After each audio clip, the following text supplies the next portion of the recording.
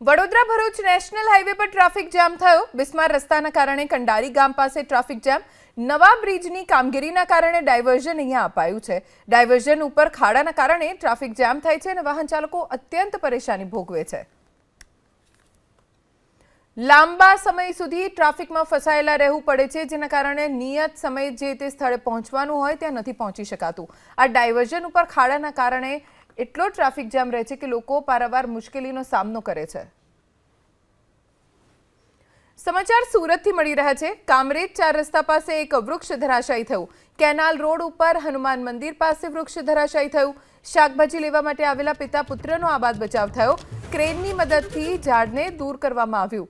Canal road ઉપર હનુમાન મંદિર પાસે અચાનક આ વૃક્ષ ધરાશાયી થઈ ગયું, જેના કારણે 2 લોકો માંડ બચ્યા। પિતા પુત્ર શાકભાજી લેવા માટે આવ્યા હતા અને ત્યારે જ આ વૃક્ષ પડ્યું। જો કે સદનસીબે બંનેનો ચમત્કારિક બચાવ થયો છે।